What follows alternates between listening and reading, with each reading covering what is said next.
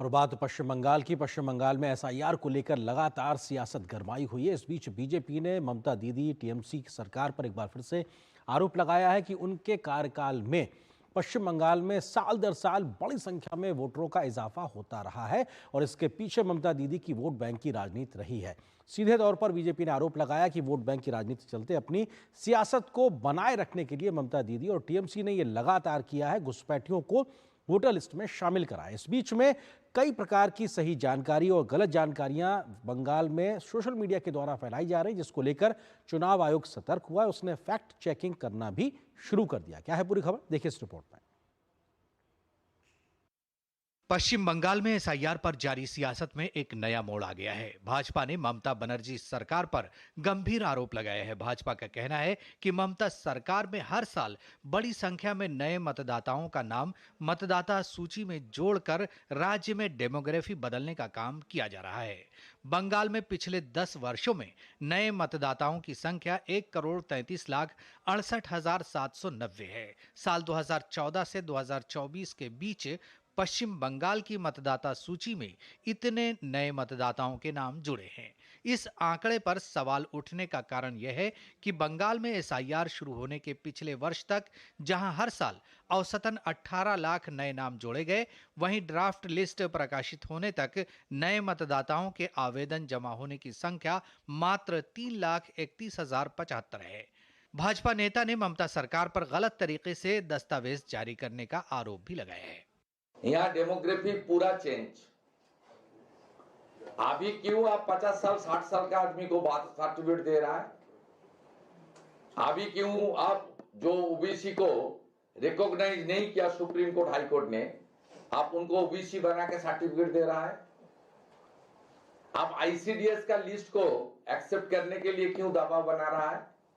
इसलिए election commission कानूनी तरीके से काम कर रहा है और इनको पीड़ा हो रहा है। ममता सरकार पर भाजपा के आरोप को सामने रखकर अगर आंकड़ों की बात करें तो वर्ष 2014 में मतदाता सूची में 6 करोड़ 24 लाख से ज्यादा नए मतदाताओं के नाम जुड़े।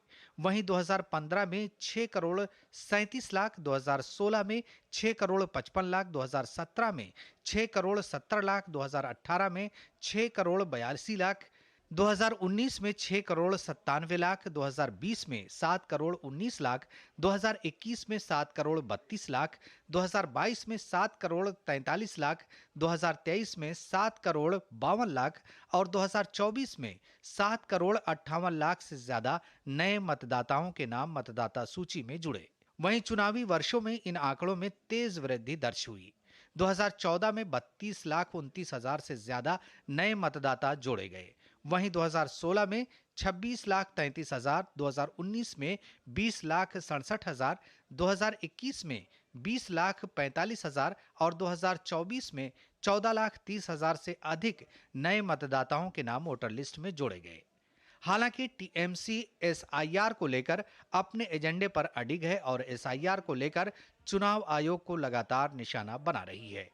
ये जो सिटीजन लोग जो अपना डॉक्यूमेंट वहां पर सबमिट कर रहा है, वो अगर वो एक्सेप्ट हो रहा है या नहीं हो रहा है, कोई रिसीव्ड कॉपी भी नहीं है यहाँ पर। ये पूरा एक इरेगुलरिटीज, क्वेश्चनेबल प्रोसेस यहाँ पर चल रहा है।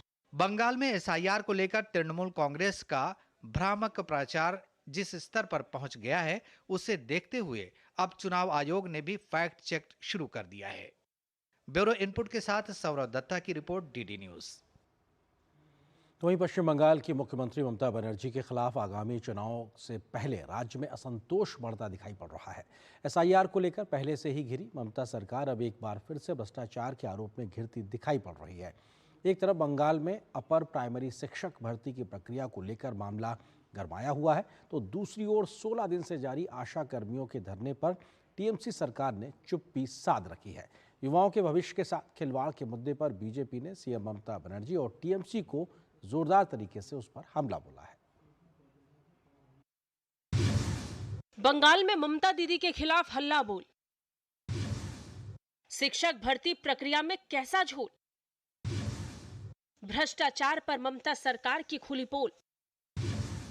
चुनाव से पहले दीदी पर उठे तीखे सवाल। 1000 दिन से ये नौकरी के उम्मीद में धरने दे रहे हैं। आज हालात ऐसे हैं कि वो लोग सड़कों पर उतर आए हैं। कोलकाता की सड़कों पर उतरे ये वो नौजवान हैं जो शिक्षक बनकर बच्चों को शिक्षित बनने का सपना देख रहे हैं। लेकिन पश्चिम बंगाल में एक बार फिर अपर प्राइमरी शिक्षक भर्ती की प्रक्रिया विवादों के घेरे में है। लंबे समय से भर्ती का इंतजार कर रहे उम्मीदवार नब्बान अभियान के तहत सड़क पर उतर आए हैं और ममता बनर्जी के खिलाफ जोरदार प्रदर्शन कर रहे हैं। दरअसल 2015 में अपर प्राइमरी शिक्षक भर्ती प्रक्रिया में भ्रष्टाचार के आरोपों के चलते कलकत्ता हाईकोर्ट ने मेरिट लिस्ट को रद्द कर दिया था। इसके बाद जो नई भर्ती प्रक्रिया शुरू हुई उसमें भी भ्रष्टाचार के आरोप लगे। 11 साल से ये लोग इंतजार कर रहे हैं नौकरी के लिए और आज हालत ये है कि सड़कों पर उतरना पड़े। इनके लिए टीएमसी का क्यों कुछ नहीं कहना है। 2014 में 14,339 रिक्त पदों की अधिसूचना जारी की गई थी, लेकिन अब तक सिर्फ 8,000 पदों पर ही नियुक्तियां हो पाई हैं, जबकि 6,000 रिक्तियां अभी अधर में लटकी हैं। भ्रष्टाचार से परेशान अभ्यर्थियों का गुस्सा ममता सरकार के खिलाफ फूट पड़ा है। हम इधर पे बैठेंगे जितने दिन हम लोगों का नियोग नहीं होगा, जितने दिन उस टाइम उस मातंगिनी मूर्ति के नीचे ही हम लोग बैठेंगे और देना पड़ेगा। कमीशन जो दुर्नीति किया, करप्शन किया हम लोग का साथ, हम लोग बहुत डिप्राइव है। हम लोग को नहीं लगता है कि हम लोग का लाइफ के लिए किसी को परवाह है। हम लोग को भीख मांगने का बात है क्या? हम लोग का हक का जो नौकरी है वो तो हम लोग को सम्मान से देना चाहिए ना। कहाँ हम लोग को मिल रहा है? बंगाल में सिर्फ शिक्षक ही नहीं, अब आशा कर्मियों का भी सब्र जवाब दे रहा है। 16 दिन से आशा कर्मियों का धरना जारी है। बुधवार को पश्चिम बंगाल आशा कर्मी यूनियन के बैनर तले स्वास्थ्य भवन का घेराव किया गया। आशा कर्मियों ने ममता सरकार के सामने कई मांगे रखी, जिनमें से मुख्य मांग है कि आशा कर्मियों का मासिक न्यूनतम मानदेय बढ़ाकर 15,000 रुपए किया जाए। साथ ही कार्यरत अवस्था में मृत्यु होने पर आशा कर्मी के परिवार को 5 लाख रुपए का मुआवजा दिया जाए। इसके अलावा महीने से लंबित बकाया वेतन का भुगतान भी जल्द से जल्द हो। गौर करने वाली बात ये कि पश्चिम बंगाल में स्वास्थ्य विभाग सीएम ममता बनर्जी के पास ही है, लेकिन पिछले 16 दिनों से इन आशा कर्मियों की मांगों पर कोई सुनवाई नहीं की गई। चुनावों से ठीक पहले ममता सरकार के खिलाफ गुस्सा और असंतोष अपने चरम पर है। शिक्षक भर्ती प्रक्रियाओं में भ्रष्टाचार और आशा कर्मियों के लंबे संघर्ष ने ममता बनर्जी सरकार को मुश्किल में डाल दिया है। कोलकाता से सौरभ दत्ता के साथ ब्यूरो रिपोर्ट, डीडी न्यूज। और यहाँ पर एक और छोटे से ब्रेक के लिए रुकते हैं। ब्रेक के उस पार जब वापस आएंगे तो खबर दिखाएंगे तब